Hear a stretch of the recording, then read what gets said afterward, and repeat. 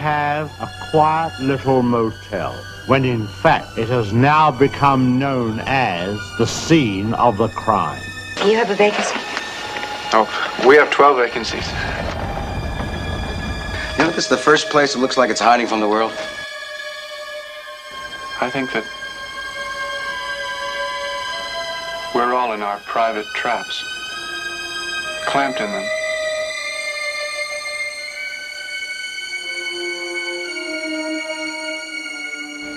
And none of us can ever get out. Is anyone at home? Oh, that must be my mother.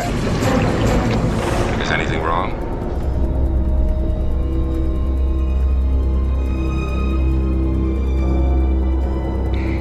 Am I acting as if there's something wrong? She's not missing so much as she's run away. Put me down. Mother! Oh, God! Mother! What are you running away from? She looked like a wrong one to you? It's not as if she were a maniac.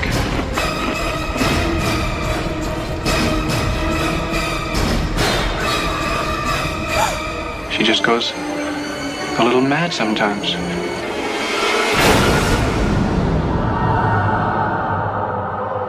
Why, she wouldn't even harm a fly. Hello everybody and welcome back to my channel. I am the Ink Northerner and today we are back once again with another film review. This again is from the scratch poster. I worked out what I had available to stream, put them all into a spinning wheel and it landed on this film.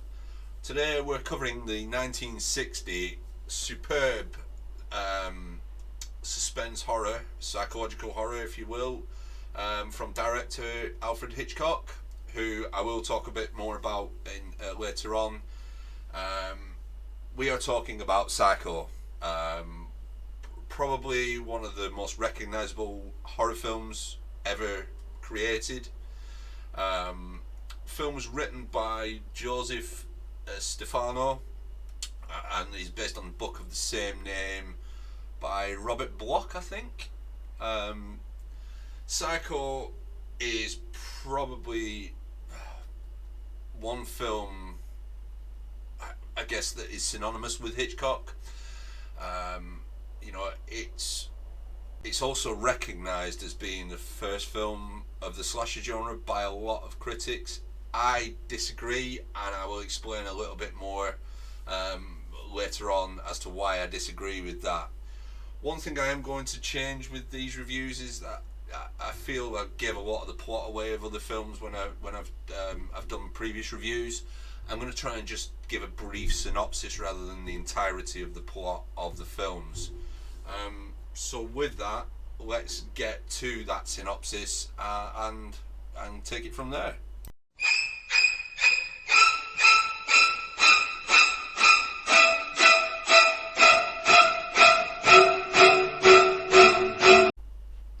Okay, so brief synopsis of the film. The film starts off with a panning shot of the city of Phoenix, which then wipes in and tells you that it's in Phoenix. We're then shown Marion Crane, who works as an administrator in some bank or office. Long story short, Marion steals $40,000 from her employer and sets off across on a journey across states. She tries to go from Phoenix to California to meet up with her lover Sam Loomis. Marion's played by Janet Leigh. Sam Loomis is played by John Gavin, I think his name is. I'll give more information about the cast of this later on. You find out, sorry, I missed a scene. There's a scene of Marion meeting with her lover in a hotel room before she goes back to her work. Anyway, she sets off cross states to start a new life with her lover. After a few scenes, she is caught in a rainstorm, quite a heavy rainstorm.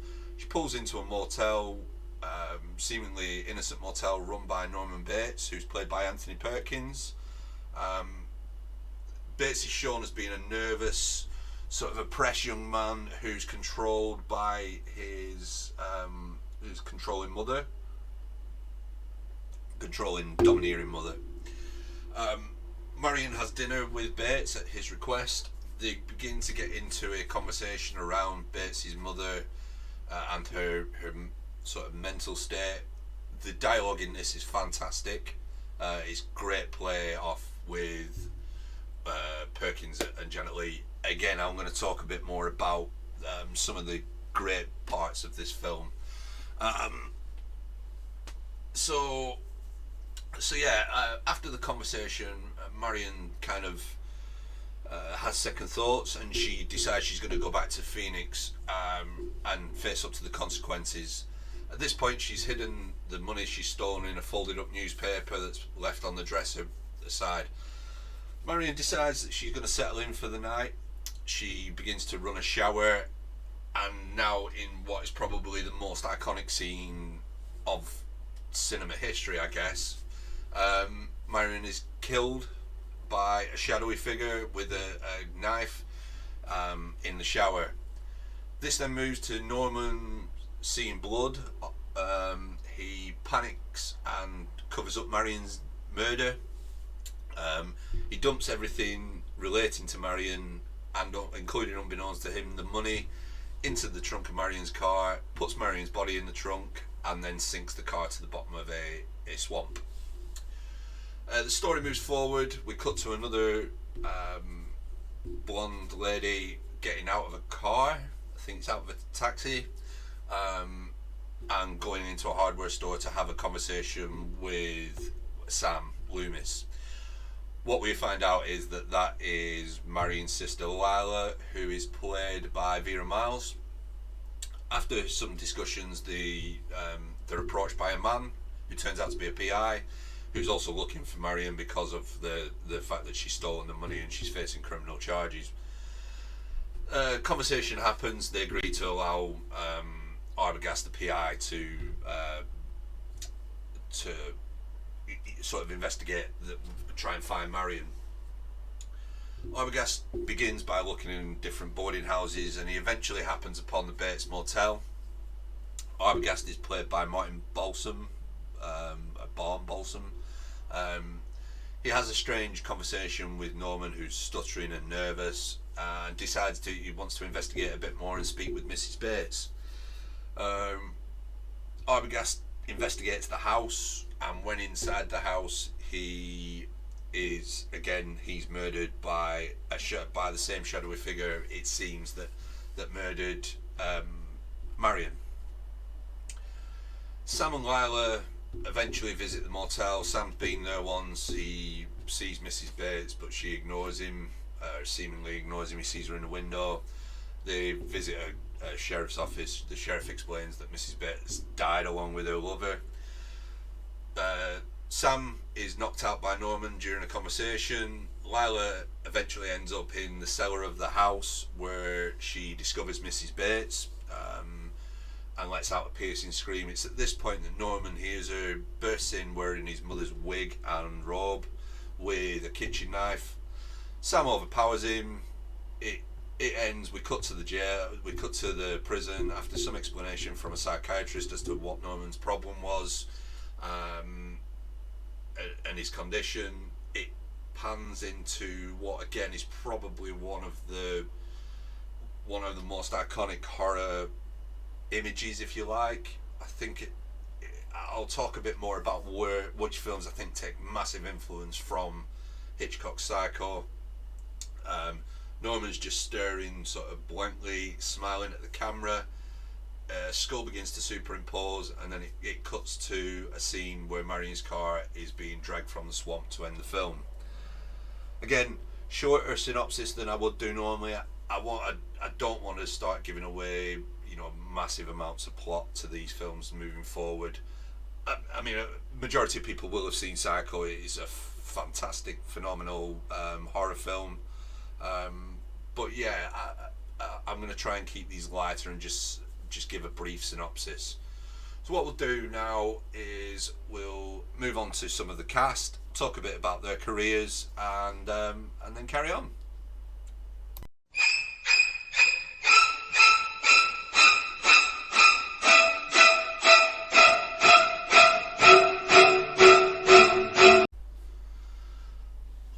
Okay, so the cast then.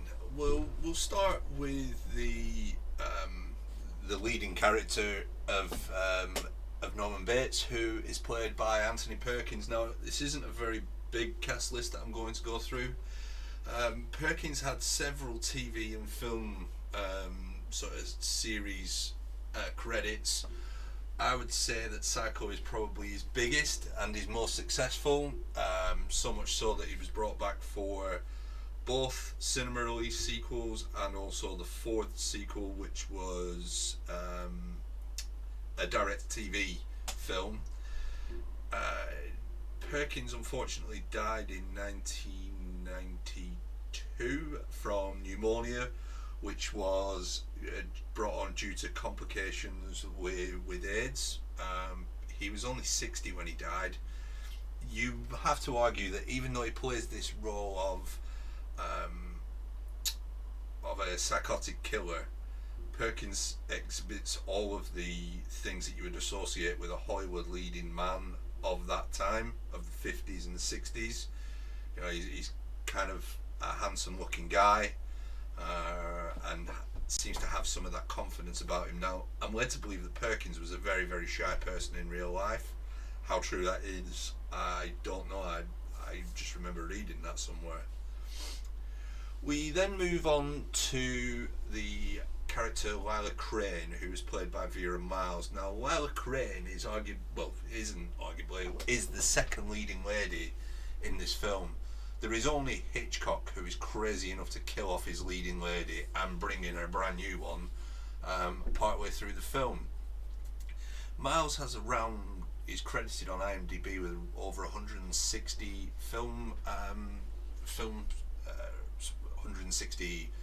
credits to her name, not just film and TV.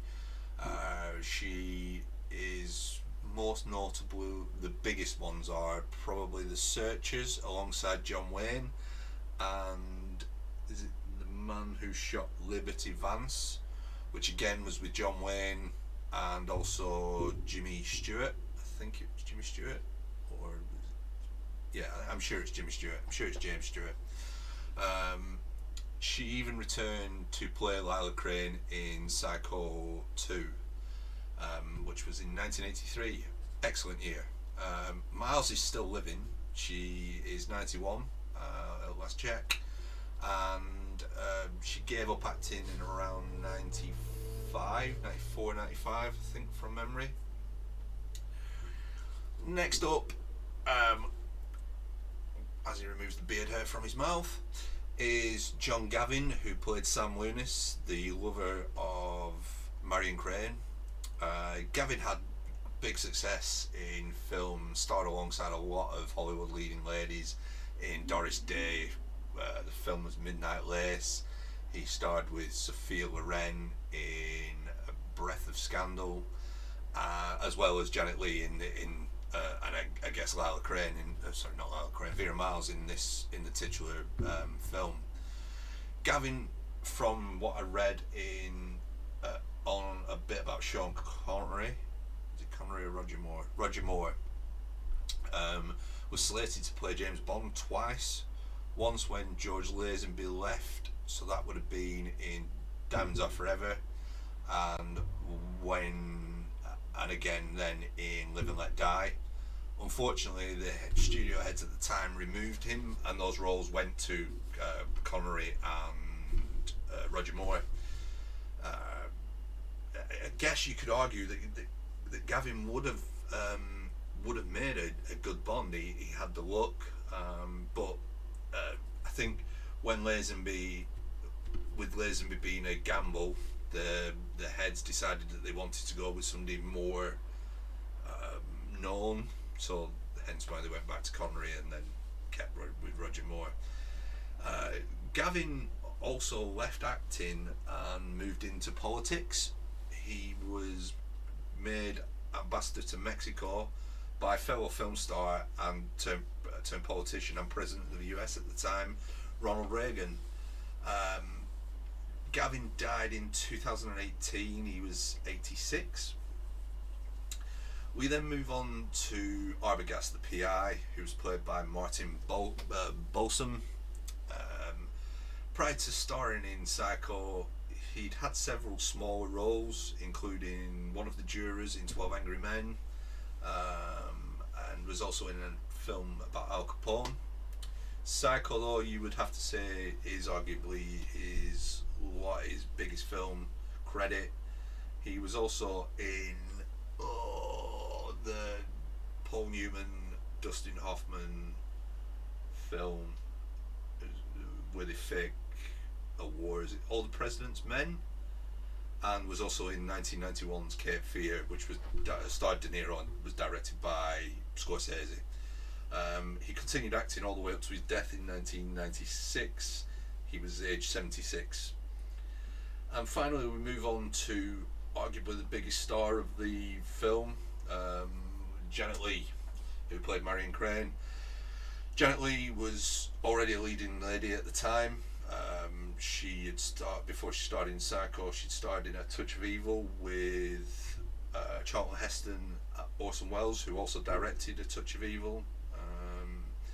And she starred with Dean Martin and Jerry Lewis in a film called Living It Up.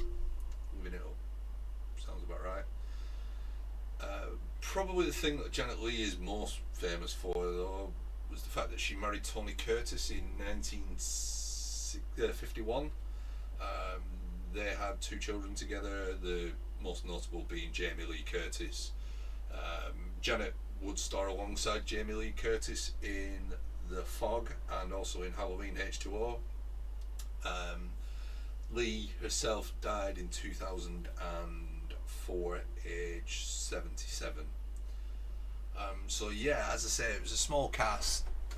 There are other actors that I could have roped in, but I wanted to keep the main bulk of the cast. What we'll do is I'll move on and talk about probably the main person that this film should be about, and that is Alfred Hitchcock.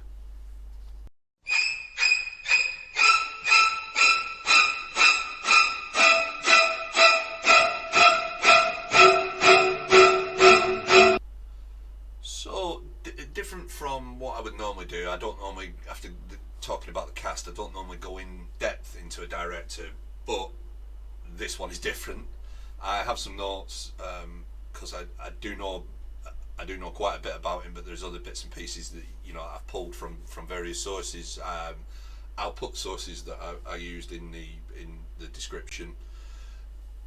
As I said, normally I don't generally talk much about the director, but Hitchcock for me is amongst a handful of directors who essentially shaped the careers of the people that followed him. You've got Hitchcock, Kubrick, probably Scorsese, maybe even the likes of Tarantino, massive auteurs. So I felt I needed to give a bit more insight into Hitchcock. Now, Hitchcock was born in Leytonstone in Essex at the time, although I now think it's part of London, in the last year of the 1800s, 1899. Hitchcock got his start in cinema as a title card director, so making the title cards for silent cinema. So the way silent cinema used to work, when you had a change of scene, you would have a title card, if people don't know, before he moved behind the camera. He directed a couple of silent films. I've not seen them, or have I? I think actually I have seen one of them, The Lodger, which is from 1927. He then directed what is recognised as the first British talkie film, so moving from silent cinema to cinema with sound, and that film's called Blackmail.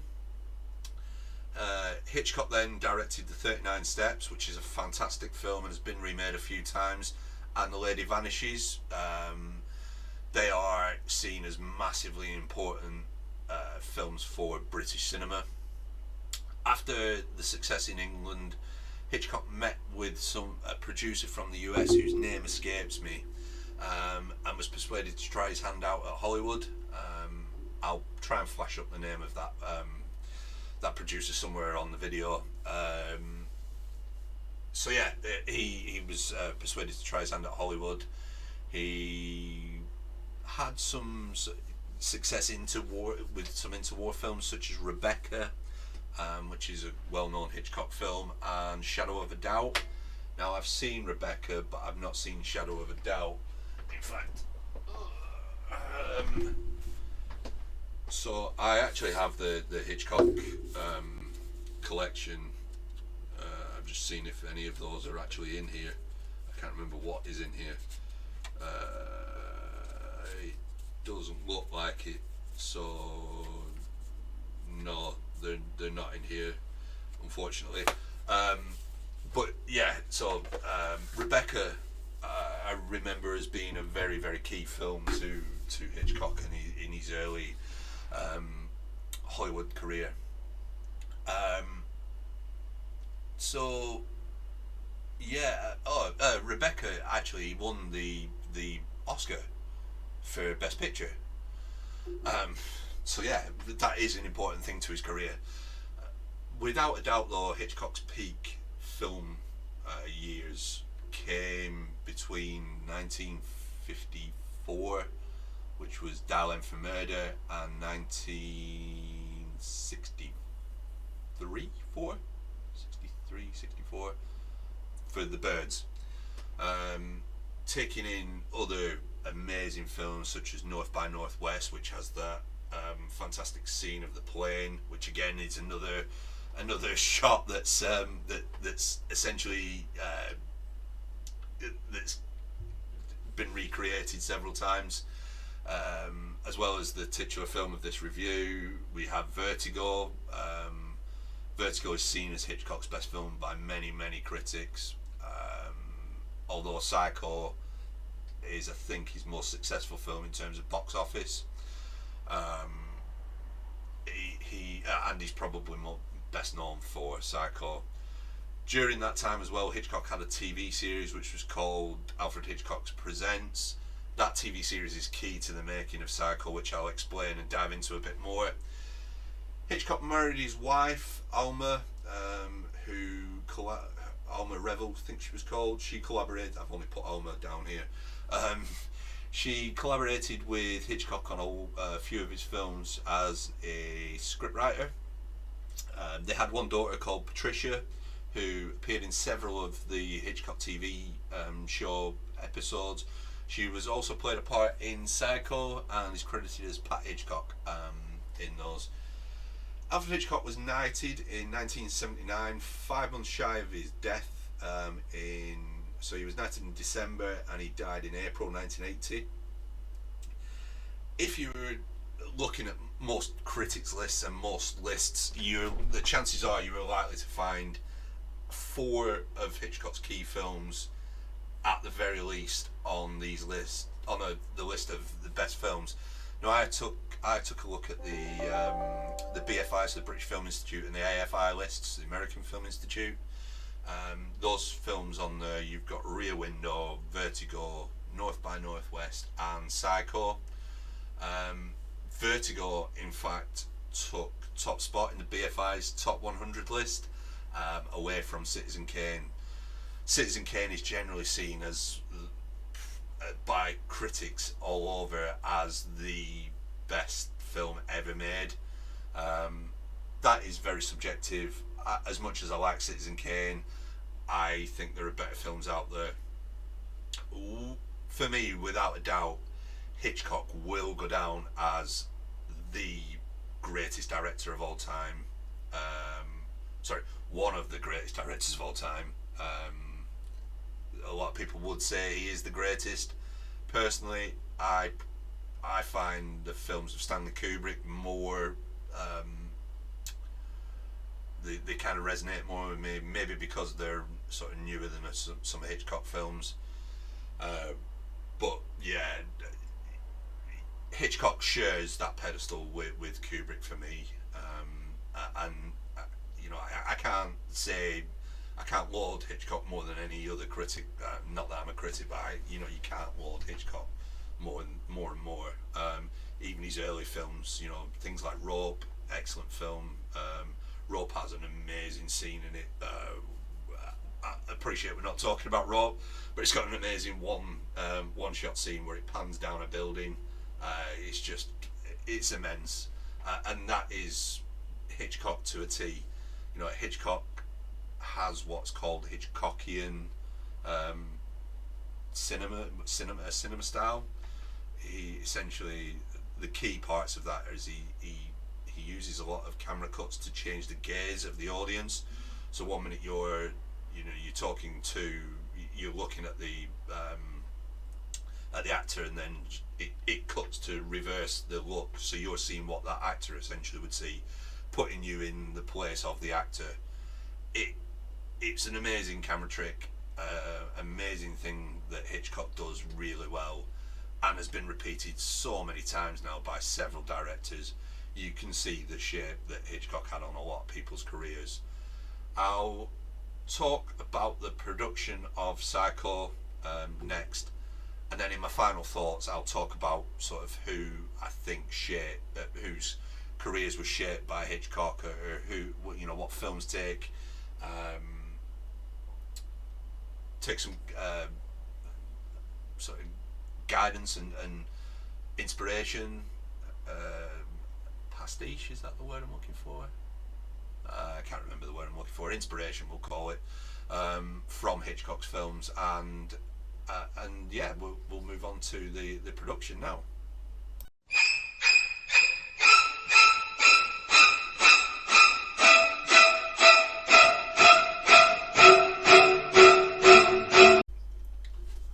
So, production of Psycho. Well, first thing to note about the production of Psycho is, if the studio had their way, there is no way in this world that they would have allowed Alfred Hitchcock to make this film. Initially, Hitchcock, I think, had one or two films left to shoot for Paramount. One of which he was slated in as directing Audrey Hepburn in. Hepburn got pregnant, left the film. I can't remember the name of the film that she was making. I researched this a while back. She left the film, and Hitchcock basically binned the entire film because she was pregnant and it was his leading lady. Paramount was still adamant that he couldn't make Psycho, so due to that, Hitchcock independently funded this himself. He financed it as well himself. He used his TV crew from his TV series pretty much to make the entirety of the film. So, according to Universal Studios, whilst there's a replica of the motel and the house on the studio tour, the original house has been moved to a different location, but is still there. The last time note when I was checking of the internet is it is still there, but the one that you see on the tour that is still a big draw is a replica of that original. Now, there are a few reasons that Hitchcock chose to film in black and white. These are credited by Stephen Rebello in his film about the making of Psycho. Again, I can't remember the title of the book. I'll try and find out and put the link in the description for it. The first one being the cost. So Hitchcock, filming this independently, wanted to keep the cost down. He also said, the other reasons. For the shower scene, they didn't want it to be too gory. So filming in black and white allowed him to have a bit more blood in there than you would have been able to if it had been in colour. I mean, colour film had been around for quite a while at this point, at least 10-15 years. And the final reason was Hitchcock had watched or took influence from a film by Georges Clouseau, a 1955 French film called Le Diabolique. Le Diabolique is again in academic circles, and critical circles, Le Diabolique is up there as being one of the greatest films made. As far as I've seen it, I watched it when I was doing my degree. From what I can remember, it was a good film. but I'm a bit sketchy on the plot, if I'm honest. But yeah, so that was the reason for the black and white. As I say, the cost. Using the majority of his TV crew again helped minimise the cost. He hired out to Bernard Herrmann to produce the phenomenal score that goes along with this film. His editor, he also hired Saul Bass to do the title cards, which surprised me because of Hitchcock's history. I thought he might have done that himself, but he didn't. I mean, I'm not going to play the entirety of the soundtrack because I don't want to sit here in silence. But I will. What I'll do is I'll cut away and splice in some of it, maybe from the credits, and then come back and carry on with the production.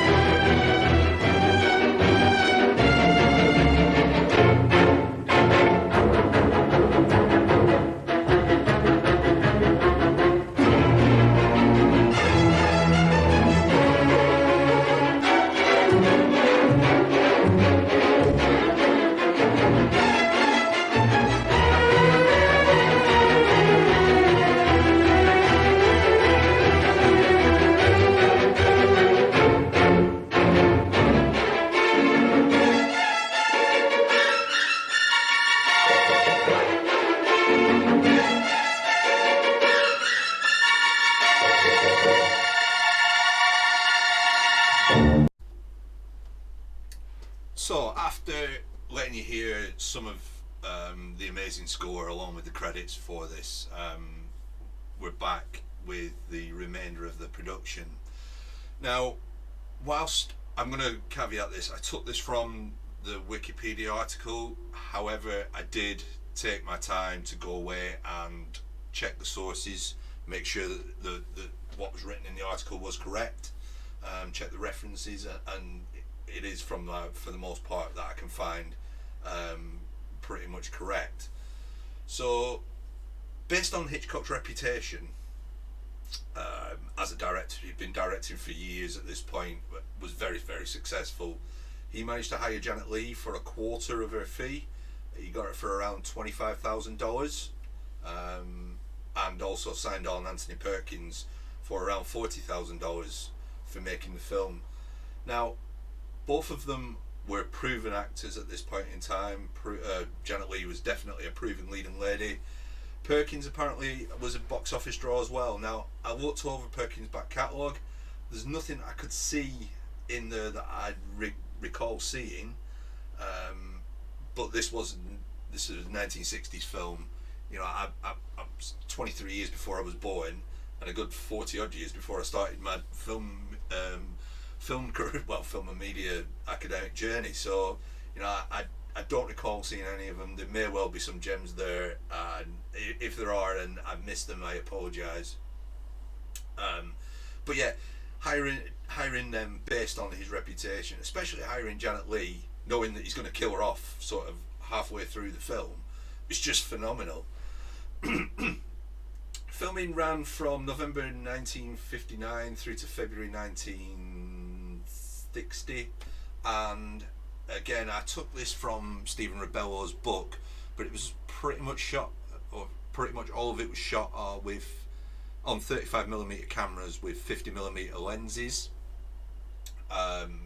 According to Rebello, that is as close to the human eye as you can get, so the human viewing angle. Just one of the number of ways that Hitchcock was able to bring the audience into this film. The shower scene has around 50 to 60 cuts, I think I remember reading, most of which are made up of close-ups of Lee's face and Norman, because the angles switch quite quickly, and the knife, all cut to Herman's amazing violin screeching score, of which I'll give you a snippet of at the end of this. Well, in fact not. What I'll do is, as I go to cuts, I'll probably play that, actually, now I think about it. For all of the furore around the making of this film, you know, people thought, well, making of the shower scene, filming of the shower scene, people saw it as gregarious and abhorrent. Hitchcock does what he does best. There is there's no actual violence on screen as such. He's not showing the knife plunging in. He's not showing Janet Leigh bleeding, you know, from knife wounds. All those cuts that you see build the suspense, build the danger and the fear in the audience's head, and Hitchcock was a master at doing that. Before I go off on a tangent and start talking about my final thoughts, what I want to do is the same as I've done with some of the other films, is bring in some facts at this point and then give you my final thoughts on the film and probably on Hitchcock as a whole. So we'll get to that in a second.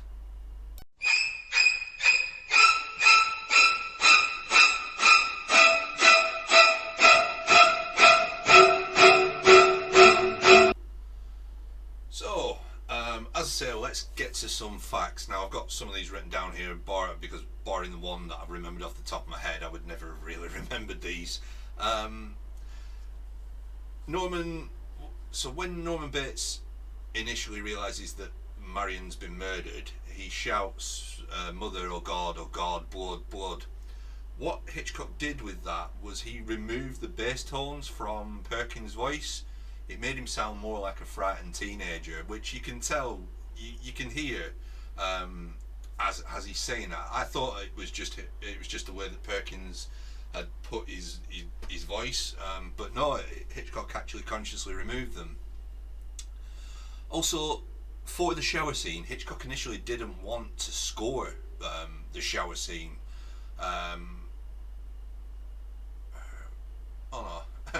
He didn't want to score the shower scene, but he did prior. The initial score Hitchcock wanted for the entire film was jazz.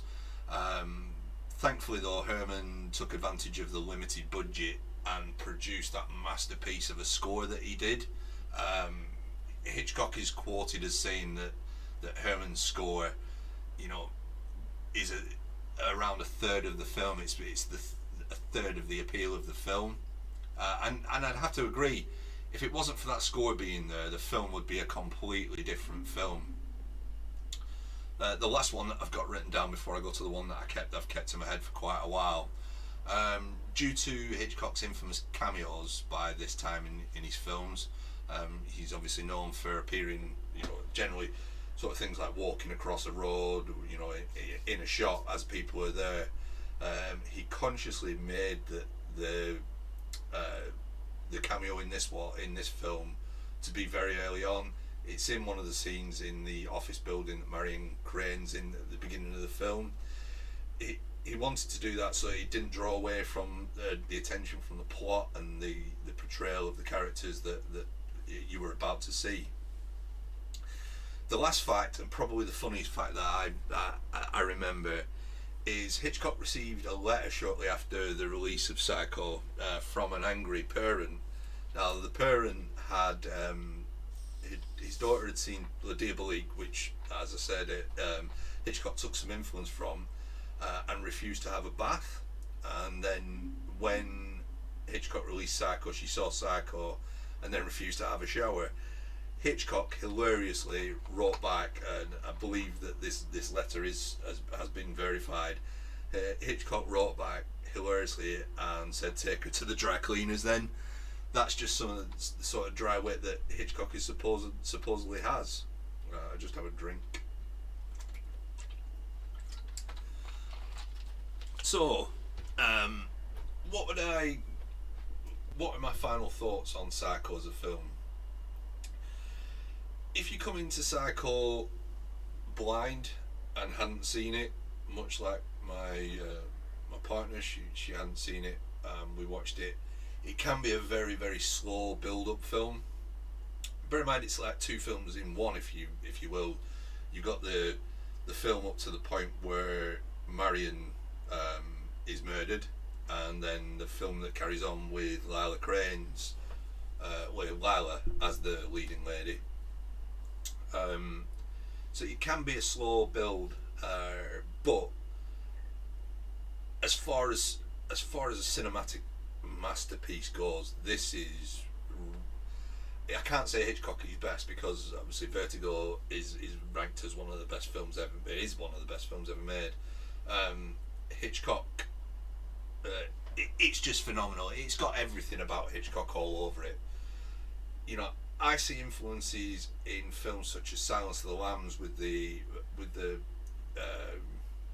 cell scene with Hannibal Lecter, and the one of Norman Bates.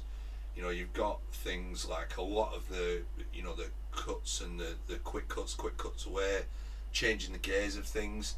A lot of that is, again, you see that in use in a lot of modern cinema now.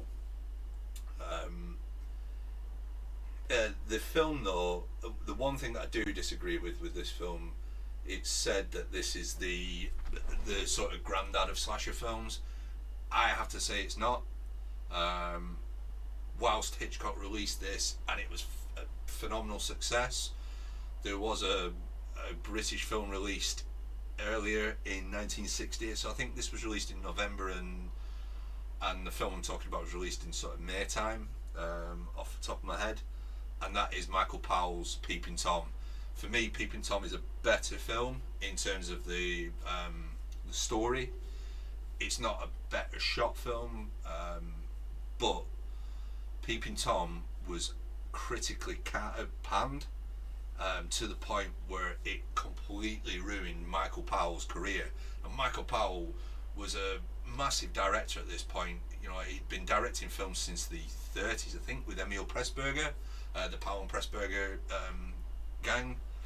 Peeping Tom was released. It was, people hated it because of the amount of violence and the story that was in it, as well as a lot of there was this kind of child abuse elements to Peeping Tom. I highly recommend. I don't want to go into discussing Peeping Tom. I might save that for a later date.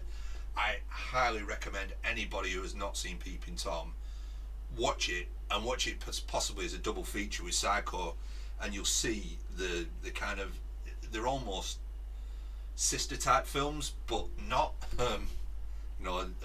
Thing. You know how you get two films that are made that's similar, identical, like Ants and A Bug's Life, that kind of thing. But yeah, I disagree that Psycho was the grandfather of slashers, because Peeping Tom came first, and there were probably earlier ones, but Peeping Tom is the one, and it'd be remiss of me to not talk about Peeping Tom when I talk about Psycho. Conscious that this might run a bit longer, because I love Alfred Hitchcock. As you saw when I was talking about Hitchcock, he is a phenomenal director. Even Marnie, which I thought was quite a weak film, I think it's Marnie. It's one of his last films. Even then, that was still, a very watchable film. So, all in all, Psycho is amazing.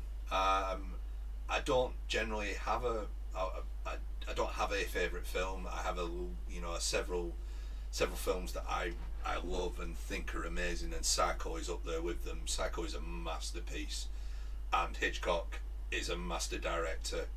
There is probably, for me, only Kubrick who could get close to Hitchcock. And yeah, it's been quite good actually, doing a lot of the research and looking at this. As I said with previous ones, if you've got any requests, if there's anything that anybody wants me to do, let me know, and I'll happily look at them and do them, regardless of regardless of film genre, whatever. I'll have a look at it and I'll try and review it for you. Just hit me up in the comments. If there's anything that you want to see different to these, then again, if there's anything you don't like, hit me in the comments. Just tell me, and I'll either correct it if I think it is wrong, or I'll probably answer back and tell you. Well, I would answer your comments anyway, but answer back and tell you why I do things that way. All that's left for me to do is thank you for watching. I am the Ink Northerner, and I'll catch you on the next one.